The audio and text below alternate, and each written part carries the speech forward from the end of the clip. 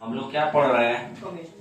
Chemistry में 3 chapter, chemistry में 3 chapter धातु और अधातु। धातु और कल की क्लास में पूरा विश्लेषण जो हुआ है धातु और अधातु का हुआ है, ठीक है ना, कि धातु क्या है, अधातु क्या है, धातु का गुण क्या है, अधातु का गुण क्या है, धातु का भौतिक गुण क्या है, ठीक है, धातु का रासायनिक गुण क्या है, ठीक है, अधातु का भौतिक गुण क्या है, धातु का रासायनिक गुण क्या है। थोड़ा सा सवाल को रिकॉल कीजिए, ठीक है। सुनिए, कौन ऐसा अधातु है जो बिजली का चालन करता है? ग्रेफाइट। कौन है? कौन ऐसा धातु है जो बिजली का चालन करता है? ग्रेफाइट, ठीक है। कौन ऐसा धातु है जो बिजली का चालन करता है? ग्रेफाइट। सभी धातु चमकीला होता है, ठीक है।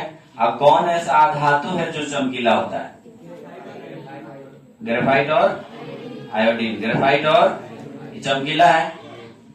सभी धातु का द्रव्यनांक और क्वथनांक उच्च होता है। द्रव्यनांक और क्वथनांक उच्च होता है। और 2-3 को बताया था जिसका निम्न होता है, गैलियम और सीजियम, बताया था ना, गैलियम और सीजियम, ठीक है। कौन ऐसा धातु है जो कमरे के ताप पर द्रव अवस्था में रहता है? पारा। क्या है? पारा। कौन ऐसा धातु है जो कमरे के ताप पर द्रव अवस्था में रहता है? ब्रोमीन। अच्छा, धातु पूछेगा तो पारा, धातु पूछेगा तो पारा, अधातु पूछेगा तो ब्रोमीन। कौन ऐसा धातु है जो कमरे के ताप पर द्रवावस्था में रहता है? तो पारा, ठीक है। अब कौन ऐसा धातु है जो कमरे के ताप पर द्रवावस्था में रहता है? तो उसको क्या कहेंगे? ब्रोमीन कहेंगे, ठीक है। सुनिए, ध्यान दीजिए। अब 1-2 और सवाल याद कीजिए। कौन ऐसा धातु है जिसको मिट्टी के तेल में डुबा के रखा जाता है? सोडियम। क्या है? सोडियम। कौन ऐसा धातु है जो मिट्टी के तेल में डुबा के रखा जाता है? सोडियम। का है? यह खुली वायु में रहेगा तो ये आग पकड़ लेगा। क्या पकड़ लेगा? आग पकड़ लेगा। यह है ना, खुली वायु में इतना ना यह अभिक्रियाशील है कि अभिक्रिया करके आग पकड़ लेता है, ठीक है। इसीलिए इसको कहाँ रखते हैं? मिट्टी के तेल में। मिट्टी के तेल में। कौन ऐसा धातु है जिसे मिट्टी के तेल में डुबा के रखते हैं? तो सोडियम, ठीक है। उसके बाद एक और बात याद रखिए, कौन ऐसा धातु है जिसको चाहे तत्व भी कह सकता है, धातु की जगह पर तत्व भी कह सकता है, ठीक है। कौन ऐसा धातु है जो जिसे चाकू से काटा जा सकता है? सोडियम। चाकू से काटा जाता है तो सोडियम। मिट्टी के तेल में डुबा के रखा जाता है क्या? सोडियम। और कौन ऐसा धातु है जिसे चाकू से काटा जा सकता है? तो सोडियम। समझ गए ना? कोई दिक्कत? ये सब भी सवाल है, समझ गए ना? ये सब सवाल 3 चैप्टर का इम्पोर्टेंट है, ठीक है। चलिए, उसके बाद हम लोग पढ़े थे कल धातु और अधातु। तो सवाल अगर आपसे पूछ दे कि धातु और अधातु में क्या अंतर है, धातु और अधातु में क्या अंतर है, तो हम लोग लिखेंगे, जो बात धातु में लिखेंगे ना वह बात अधातु में उसका अपोजिट कर देंगे, उल्टा कर देंगे, ठीक है। जो बात धातु में लिखेंगे उसका अधातु में क्या करेंगे? उल्टा कर देंगे, ठीक है। सुनिए, धातु में हम लोग लिखेंगे कि धातु विद्युत का सुचालक होता है, अधातु विद्युत का सुचालक नहीं होता है। धातु में एक विशेष प्रकार की चमक होती है, अधातु में चमक नहीं होती है। धातु जो है बिजली का चालन करता है, उष्मा का चालन करता है, अधातु नहीं करता है, ठीक है। धातु विद्युत धनात्मक होती है लेकिन अधातु विद्युत ऋणात्मक होता है। कल बताया था ना, धातु जो है किसी को दे सकता है, वो लेता नहीं है, ठीक है, लेकिन अधातु लेता है, अधातु लेता है, ठीक है। उसके बाद ध्यान दीजिए, सुनिए, धातु को पीटने पर टन टन की आवाज आती है जबकि अधातु को पीटने पर नहीं आती। धातु का द्रव्यनांक और क्वथनांक उच्च होता है, अधातु का द्रव्यनांक और क्वथनांक निम्न होता है। धातु का घनत्व उच्च होता है, समझ गए ना, अधातु का घनत्व निम्न होता है, ठीक है। सभी धातुएं ठोस अवस्था में रहती है, एगो पारा ऐसा धातु है जो द्रव अवस्था में रहता है, ठीक है। और कार्बन के पास कई गो परमाणु होता है जी? कार्बन की अंतिम कक्षा में कई गो परमाणु होता है? सुनिए ना, हमारा बात सुनिए। 1 से लेकर जो 20 तक लिखवाए है ना, उसमें जितना चीज लिखवाए ना सब चीज याद होना चाहिए। बात सुने ना, संकेत, परमाणु संख्या, परमाणु द्रव्यमान, और उसके बाद इलेक्ट्रॉनिक विन्यास और संयुक्ता, इस सब चीज का उपयोग है 3 और 4 में। अगर वो याद नहीं है ना तो है 3-4 चैप्टर बाउंस मार देगा, ठीक है। हम धाए लिख रहे हैं 7 वो है, 1 वो है, 4 वो है, कैसे लिख रहे हैं? हमको याद है तब लिख रहा है। तो उसी तरह आप लोग भी याद कीजिए, तो भी समझ में आएगा, ठीक है, नहीं तो नहीं समझ में आएगा, ठीक है। जो एक चैप्टर में हम शुरू में बनवाए हैं, लिखवाए हैं सब, ठीक है ना, उसका तुम लोगों को दिया गया है, कॉपी में भी लिखवाए हैं, वीडियो में भी है, ठीक है। उसमें लिखा हुआ है, पहले शुरू में ये लिखवाए थे ना, हाइड्रोजन हीलियम लिथियम बेरिलियम लिखवाए थे, उसका संकेत लिखवाए थे, परमाणु संख्या लिखवाए थे, उसमें इलेक्ट्रॉनिक विन्यास लिखवाए थे, संयोजकता लिखवाए थे। तो वो सब याद रहना चाहिए, तो भी सब बुझाएगा, नहीं तो बाउंस मार देगा, समझ गए ना, तो याद हो जाएगा, नहीं तो बीच में सुन लेंगे हम, ठीक है। आज नहीं कल सुनेंगे, देखिए H4 है, क्या है, कार्बन के पास कितना परमाणु होता है, 4, कई गो, 4 गो परमाणु होता है। हाइड्रोजन के पास एगो होता है, हाइड्रोजन के पास एगो, तो चारों तरफ से हाइड्रोजन जोड़ दीजिए, हाइड्रोजन हाइड्रोजन हाइड्रोजन, एगो कार्बन का एगो हाइड्रोजन का, एगो कार्बन का एगो, एगो कार्बन का एगो हाइड्रोजन का, एगो कार्बन का एगो हाइड्रोजन का, एगो कार्बन का एगो, समझ गए। सुनिए, कार्बन का 1 2 3 4, हाइड्रोजन का एगो इसका, एगो हाइड्रोजन का इसका, एगो हाइड्रोजन का इसका, एगो हाइड्रोजन, इसमें टोटल इलेक्ट्रॉन 8 गो होगा, कई गो, 8 गो। तो 8 गो में 4 गो किसका है, कार्बन का है, 4 गो किसका है, कार्बन का, 4 गो किसका है, हाइड्रोजन का, समझ गए ना। इलेक्ट्रॉन बिंदु संरचना जान गए।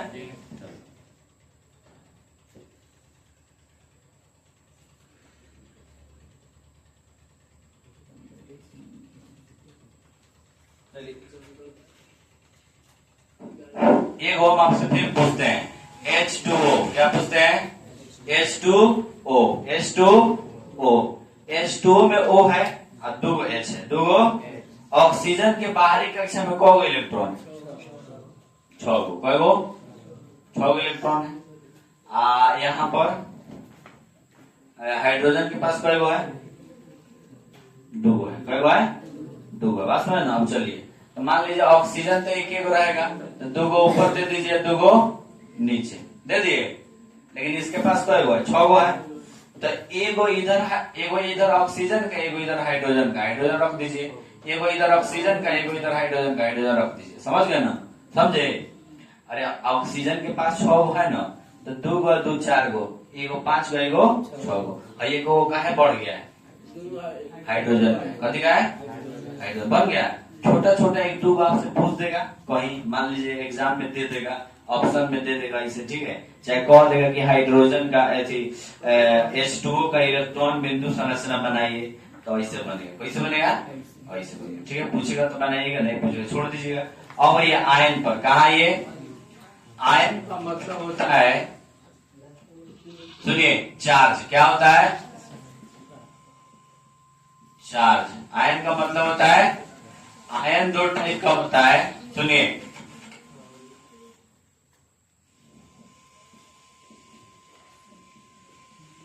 धन आयन,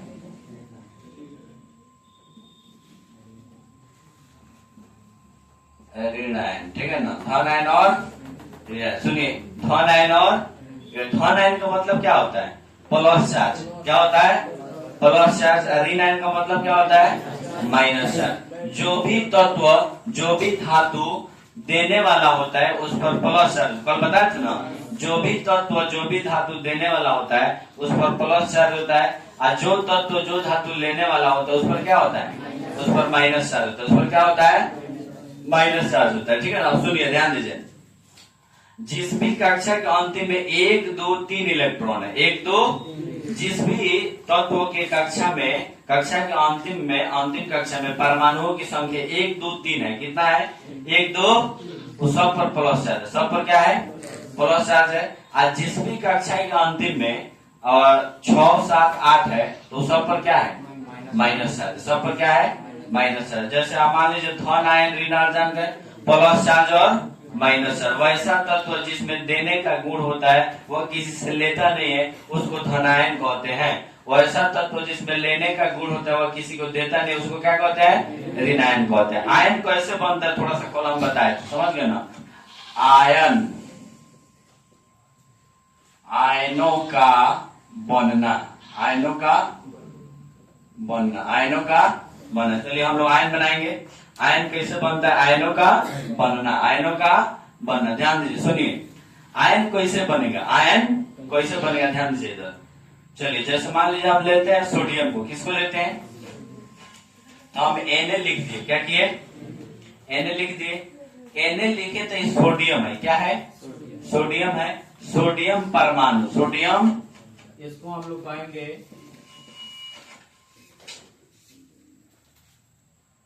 सोडियम परमाणु, सोडियम परमाणु। इसी से आयन बनता है, समझे, Na प्लस, Na प्लस का मतलब समझ रहे हैं, यानी उसका अंतिम कक्षा में कई इलेक्ट्रॉन है, एगो इलेक्ट्रॉन है, कई इलेक्ट्रॉन है, एगो इलेक्ट्रॉन। ई बोले तो इलेक्ट्रॉन, तो ये सोडियम परमाणु नहीं, ये सोडियम आयन हो जाएगा, क्या हो जाएगा, सोडियम आयन। इसके पास एक प्लस चार्ज है, इसके पास एक ऐसा आयन है, धन आयन है, जो किसी को दे सकते हैं, जो किसी को दे सकते हैं, यही डिनोट कर रहा है, यही डिनोट कर रहा है। इसके पास एक ऐसा आयन है जो किसी को दे सकता है, बस समझे ना। अब हम लोग लेते हैं मैग्नीशियम को, किसको ले ले, तो Mg खाली लिख देते हैं, मैग्नीशियम परमाणु है, क्या है, आयतन लिख दिया। चलिए आयन कर दीजिए इसको, मैग्नीशियम परमाणु, बोर्ड पर ध्यान है इसका मतलब, ठीक है ना।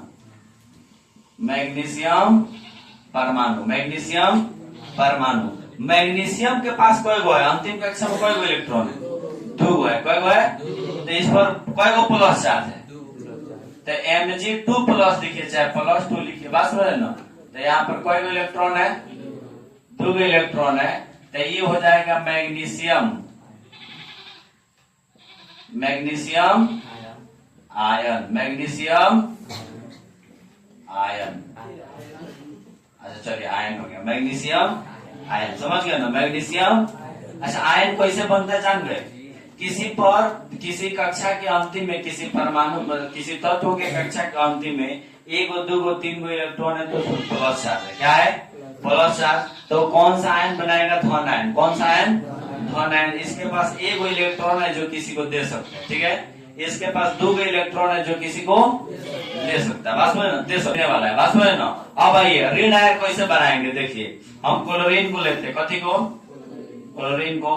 तो Cl के लिए इसको लिखेंगे क्लोरीन परमाणु, क्लोरीन परमाणु। इसी को हम लोग लिख देंगे Cl माइनस, Cl माइनस, यानी इसके पास एक इलेक्ट्रॉन है, क्या है, एक इलेक्ट्रॉन है, ये क्या है,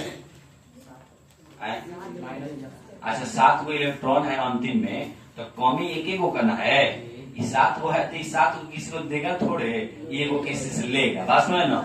अष्टक पूरा करने के लिए को किससे लेगा, कौन देगा, जब 1 2 3 रहेगा तो वो देगा, और 6 7 8 रहेगा तो वो लेगा, बस में ना। तो ये लेने वाला है, समझे, ये क्लोरीन क्या है, लेने वाला है, तो इसीलिए इस पर कौन चार्ज, माइनस चार्ज। तो ये हो जाएगा क्लोरीन आयन, क्लोरीन, ये परमाणु से क्या हो गया, आयन। एक इसको चाहिए, जल्दी दीजिए कि अष्टक पूरा करे, बस में ना। माइनस चार्ज है, प्लस होना चाह रहा है, बस में ना।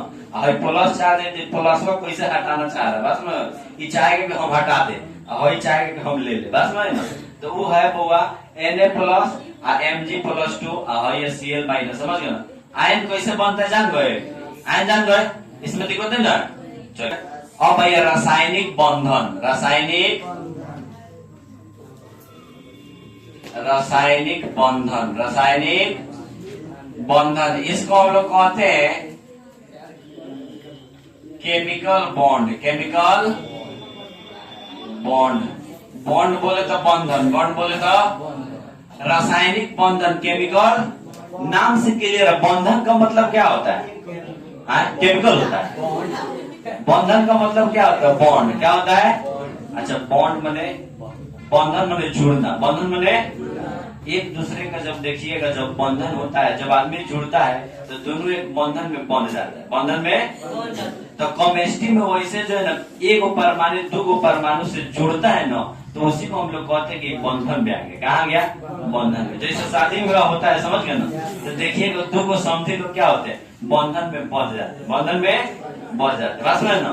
गले मिलते हैं, गले मिलते हैं। अच्छा सुनिए, उसके बाद शादी होता है तो पति पत्नी क्या होते हैं, एक बंधन में बंध जाते, नहीं बन जाते, तो वो एक बंधन है, क्या है, बंधन। अच्छा पता ही होगा, आप है, आपका एक भाई हो गया, दूसरा एक बहन हो गया, तो ये भाई बहन क्या हो जाएंगे, आप एक बंधन में जुड़ जाएंगे। अन्य कोई एक ही हमारा भाई हमारा बहन है, कोई एक नहीं कोई, ठीक है, तो वो सब एक बंधन है, क्या है, बंधन है। उसी तरह केमिस्ट्री में क्या होगा कि जब एक परमाणु दो परमाणु से मिलेगा ना, तो वो एक बंधन बना लेगा, क्या बना लेगा, बंधन बना लेगा, एक जो अपना एक रिश्ता बनाएगा, बॉन्ड बना लेगा, जोड़ लेगा, अपने आप को क्या करेगा, जोड़ लेगा। उसी को हम लोग कहते हैं बंधन।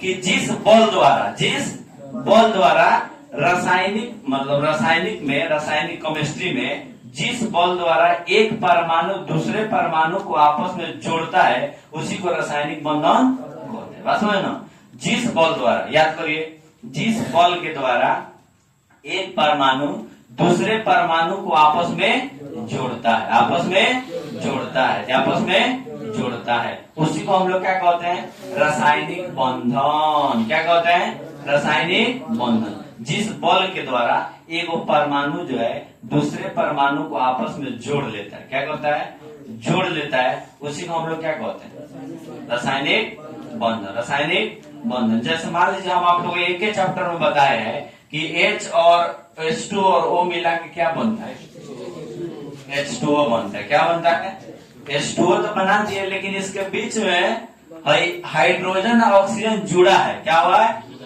किसी न किसी बंधन के द्वारा जुड़ा है, तब जाकर के जल बना है, तब जाकर के जल बना है। बात समझे ना, तो यही हम लोग को बंधन के बारे में पढ़ना है, पढ़ लेंगे, अभी समझ गए। लेकिन बंधन का उपयोग जो है ना, बॉन्ड का उपयोग जो है ज्यादा है 4 चैप्टर में, ठीक है। अभी हम लोग पढ़ लेंगे, इसका परिभाषा जान लेंगे, कितना बॉन्ड होता है, कई बंधन होता है और उसमें कितना टाइप होता है, सबको जान लेंगे। लेकिन इसका उपयोग कहाँ है, 4 चैप्टर। अभी एग्जाम्पल के साथ आपको पढ़ा दे रहे हैं, ठीक है, लेकिन इसका उपयोग कहाँ है, 4 चैप्टर में। आइए सबसे पहले रासायनिक बंधन किसे कहते हैं, रासायनिक बंधन किसे कहते हैं, तो हम लोग लिखेंगे जिस बल के द्वारा बंधन, समझ गए ना।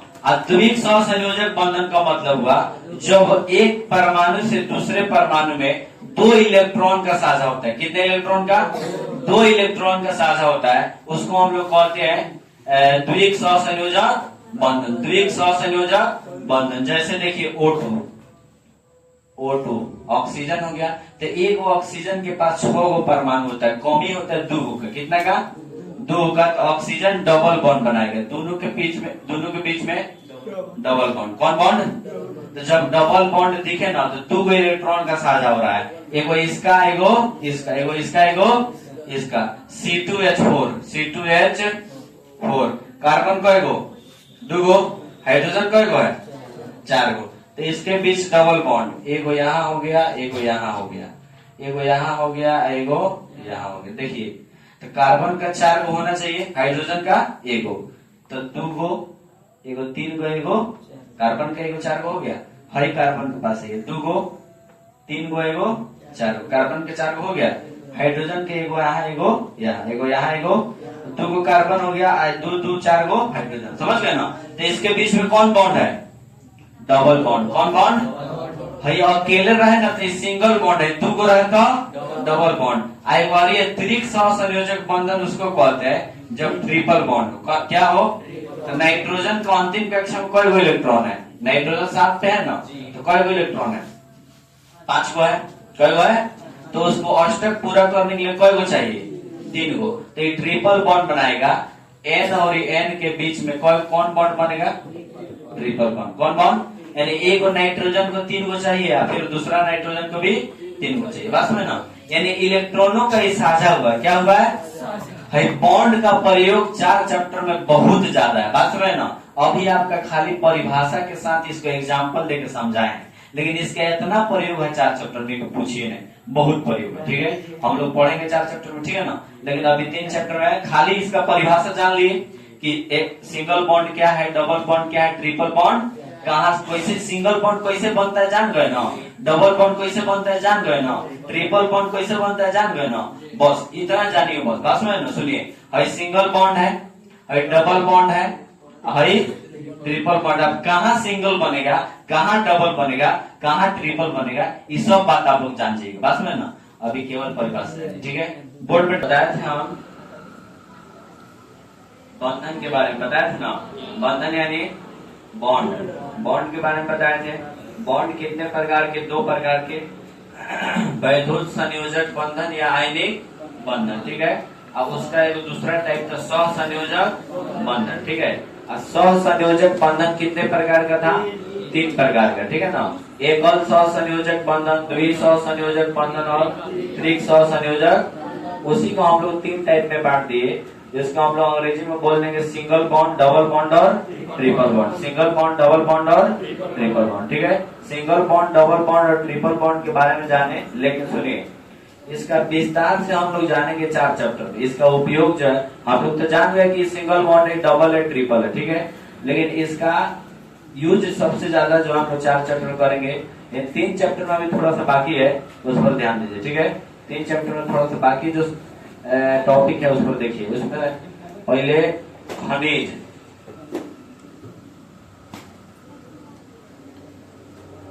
खनिज और अयस्क, खनिज और अयस्क, सुनिए ध्यान दीजिए, खनिज और अयस्क।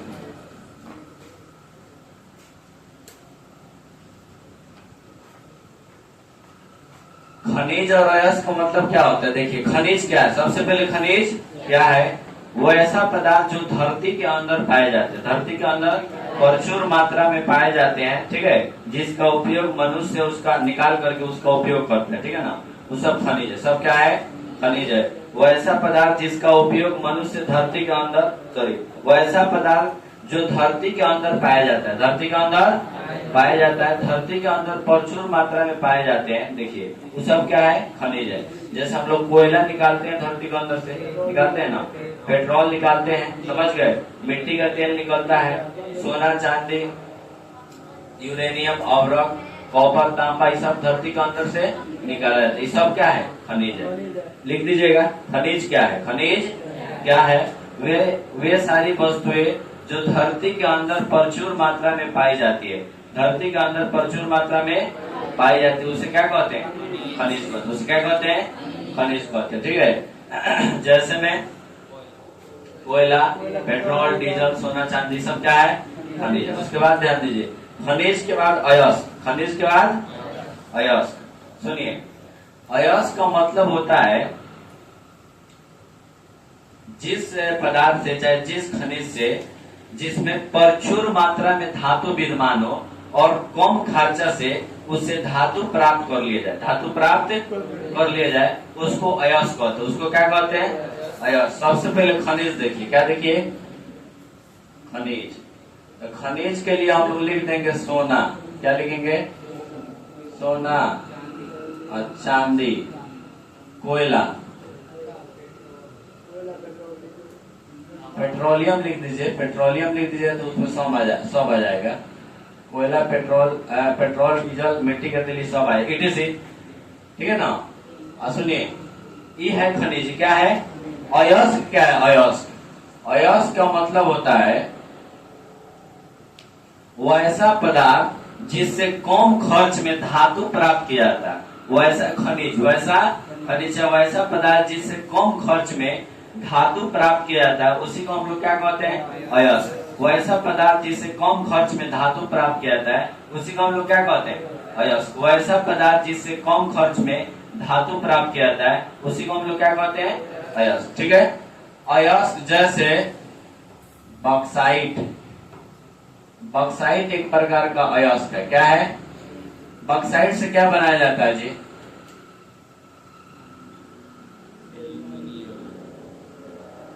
एल्यूमिनियम। बॉक्साइट एक प्रकार का अयस्क है, बॉक्साइट से क्या बनाया जाता है, एल्युमिनियम। बस में ना, अब एल्युमिनियम बनाया जाता है तो एल्युमिनियम का अयस्क क्या है, बॉक्साइट। सवाल दोनों तरफ से पूछेगा कि एल्युमिनियम का अयस्क क्या है, बॉक्साइट। अब बॉक्साइट से क्या बनाया जाता है, किसका अयस्क है, तो एल्युमिनियम, क्या लिखेंगे, एल्युमिनियम, ठीक है। एल्युमिनियम से क्या बनाया जाता है, बॉक्साइट, ठीक है। अब बॉक्साइट किसका अयस्क कहता हूँ? एल्युमिनियम का। एल्युमिनियम का आप लोग जानते हैं ना, तार बनाया जाता है, बस में ना तार बनाया जाता है। अब इसी में जो है ना, सुनिए, इसी में एक और टॉपिक है धातु क्रम। धातु क्रम, धातु क्रम को हम लोग अंग्रेजी में मेटलर्जी कहते हैं। क्या कहते हैं? मेटलर्जी। तो अयस्क से है धातु बना ना, एक कुछ ना कुछ प्रक्रिया के द्वारा बना होगा ना, तो वही प्रक्रिया जो है ना मेटलर्जी कहलाती है। क्या कहलाती है? हाँ, अयस्कों से धातुओं का जो निष्कर्षण की विधि है वो सब मेटलर्जी है। सब क्या है? मेटलर्जी। हिंदी में धातु क्रम है। सुनिए,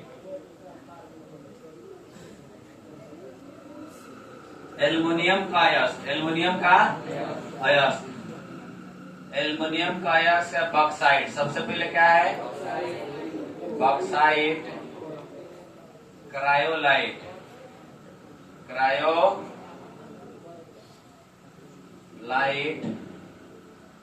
और कोरंडम। हाँ सुनिए, याद कर लीजिए, जस्ता का अयस्क पूछेगा तो जिंक बुलेट, कैलेमाइन, जिंकाइट, ठीक है। पारा का अयस्क पूछेगा तो सिनेबार, पारा का अयस्क पूछेगा तो एल्युमिनियम का अयस्क पूछेगा तो बॉक्साइट, क्रायोलाइट, कोरंडम, ठीक है। समझ गया ना? उसके बाद देखिए धातु, एक और टॉपिक है उसको देख लीजिए। हाँ, धातु का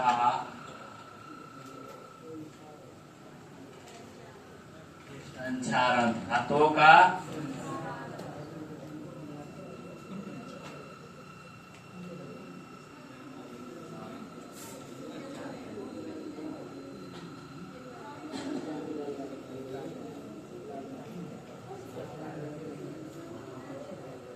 सुनिए, धातुओं का संचारण, धातुओं का संचारण, ठीक है। देखिए धातुओं का संचारण क्या है? धातुओं का संचारण क्या है? धातुओं का संचारण क्या है? इसमें देखिएगा, धातुओं को किसी भी भौतिक विधि द्वारा उस पर, सुनिए, ऑक्सीजन की उपस्थिति में, नमी की उपस्थिति में धातु का क्षय होने लगता है। क्या होने लगता है? क्षय होने लगता है, यानी धातु बर्बाद होने लगता है। उसी को हम लोग धातु का संचरण कहते हैं, ठीक है। किसी भी प्रक्रिया द्वारा धातुओं को, और धातु अगर ऑक्सीजन की उपस्थिति में हो, नमी की, बहुत सारे ऑक्सीजन हो, नमी की उपस्थिति में, मतलब नहीं होता है कि हवा की उपस्थिति में नमी, जो पानी होता है उसकी उपस्थिति में धातु क्या होने लगता है? बर्बाद होने लगता है। उसी को हम लोग धातुओं को क्या कहते हैं? संचारण। जैसे लोहा में जंग नहीं लगने लगता है, उस एक प्रकार का। सुनिए, धातुओं का संचारण, धातुओं का संचारण, ठीक है ना। संचारण का मतलब क्या होता है? धातु का क्षय होना। किसी भी प्रक्रिया द्वारा ऑक्सीजन की उपस्थिति में या नमी की उपस्थिति में धातुओं का क्षय होने लगता है, यानी धातु बर्बाद होने लगता है। उसी को हम लोग धातुओं का संचारण कहते हैं, ठीक है। इसको बचाने का उपाय है, बस में ना, धातु को बचाने का क्या उपाय है? धातुओं के संचारण से उपाय, संचारण से उपाय, संचारण से बचाने का उपाय। सबसे पहले लेप लगाकर, क्या लगाकर? जानते हैं, देखिए किसी भी धातु को बचाने के लिए देखिएगा बहुत सारा सामान बनता है, लोहा वोहा का सामान हो गया, ये सब बनता है, एल्युमिनियम का ही बनता है। ऊपर से लेप लगा रहता है। क्या होता है? ऊपर से लेप लगा रहता है, ठीक है ना। लेप का मतलब क्या हो? ऊपर से कोई ऐसा परत लगा देना जिससे वो धातु बर्बाद नहीं हो, ठीक है। जैसे लोहा वोहा का सामान बनता है, भाई सब लोहा का बन गया, बस समझ गए। अब देखिए, तो इस पर हम लोग अस्तर नहीं चढ़ा देते हैं, अस्तर उसको चढ़ा देते, उसको बच जाता है। और साइकिल का रिंग, हंडिल, वो सब देखिएगा ऊपर लेप लगा रहता है ना, बिजियाने के बाद ओरिजिनल आता है, बात में ना, बिजिया जाता है ना, तो बिजियाने के बाद करिए नहीं दिखने लगता है। लेप फट गया, तो लेप फट गया तो उसका संचारण होने लगा, ठीक है, बर्बाद होने लगा। लेकिन जब तक लेप है वो बर्बाद नहीं होगा, ठीक है। उसके बाद जो है, सुनिए, रंगाई करके, ठीक है, रंगाई करके इसको बताएंगे। वही लेप लगाना है, ठीक है। तो अस्तर चढ़ा दिए, बस में ना, उसके बाद उसको रंग दिए, ठीक है। आज ज्यादातर हम पेंट करके, ज्यादातर जो है नमी से बचाएंगे, समझ गए ना। बहुत सारा चीज होता है जो जंग पकड़ ले, जैसे लोहा का बहुत चीज होता है, लोहा का नहीं उसके अलावा भी बहुत ऐसा चीज है, स्टील एल्यूमिनियम ये सब भी जंग पकड़ता है, ठीक है। तो ये सीलन जब आता है ना, यानी नमी जब उसको मिलने लगेगा तो क्या होता है, जंग पकड़ लेता है, ठीक है। तो रंगाई करेंगे तो उससे क्या होगा, वो बचा रहेगा, ठीक है। जस्तीकरण करके, जस्तीकरण का मतलब होता है जस्ता का लेप लगाना, जस्ता का लेप लगा करके जो है लोहे को किसी भी धातु को संचालन से बचा सकते हैं, ठीक है।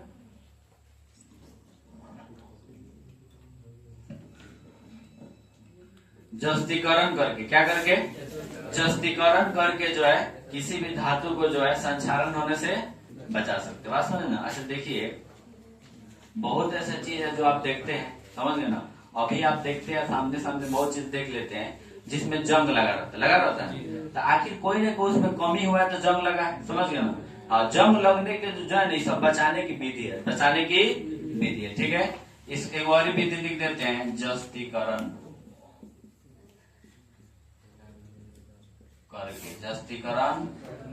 करके। एक और चीज जानिए, उसके बाद हो जाएगा मिश्र